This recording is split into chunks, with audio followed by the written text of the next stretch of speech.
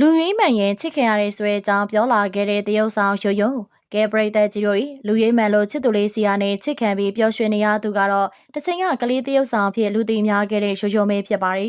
ရိုးရိုးဆိုတာကတော့ကလေးတရုတ်ဆောင်ဖြစ်တဲ့လူသိများလာခဲ့ပြီးပညာရေးကြောင့်သူပညာလို့တွေခိတ္တရနာခဲ့တာဆိုပေမဲ့လေပရိသတ်တွေကတော့ခုချိန်ထိအားပေးနေစေဖြစ်ပါရီအခုလိုမျိုးရွယ်တစ်ခုရောက်လာတဲ့အခါမှာလေချွေရုံလေးတရုတ်နီနီလှပနေတဲ့ရိုးရိုးကမကြသေးမီချိန်မှာပဲချစ်သူကောင်းလေးကိုပရိသတ်တွေရှေ့ကိုချပြလာခဲ့တာပါသူမအနေနဲ့ကတော့အရင်ကလူရေးမားခဲ့ပေမဲ့အခုတစ်ခါလူရေးချေမှုကတော့အမှန်ကန်နေတာကြောင့်တော်လေးပြောနေရပြီဖြစ်တဲ့ကြောင်းမီဒီယာတွေကိုပြောလာခဲ့ပါတော့တယ်။ဒါကြောင့်မင်းတနေ့နဲ့တနေ့စိတ်ညစ်စရာတွေရှိနေတောင်မှချစ်သူလေးရဲ့ကျေးဇူးနဲ့အမြဲတမ်းပြောနေရသလိုလူရေးမှန်ခဲ့မယ်ဆိုရင်ကိုယ့်ရဲ့မျက်နှာလေးမညှို့အောင်အမြဲအရေးတကြီးကြီးနဲ့အထားခံရမယ်ဆိုတဲ့အကြောင်းမျိုးသမီးတွေကိုပြောလာခဲ့တာဖြစ်ပါတယ်။တကယ်တမ်းမှာတော့ရိုးရိုးရဲ့ချစ်ရေးဟာနာမည်ပြတ်တွေထွက်ခဲ့ရပြီးတော့ပင်ပန်းမှုတွေနဲ့ကြုံခဲ့ရတာမလို့ပရိသတ်တွေအနေနဲ့ကတော့အခုလိုမျိုးတန်ဖိုးထက်ခံရတဲ့လူရဲ့လက်ထဲမှာပျော်ရွှင်နေတဲ့အတွက်ဝမ်းသာနေခဲ့ကြပြီပဲဖြစ်ပါတယ်။ဆိုတော့ပရိသတ်ကြီးတို့ရောကိုရွေးချယ်လိုက်ရတဲ့လူဟာကိုယ့်အတွက်တကယ်ပျော်ရွှင်မှုစစ်မှန်ပေးနိုင်ရဲ့လားဆိုတာစမ်းစစ်ကြည့်ကြပါအောင်ရှင်။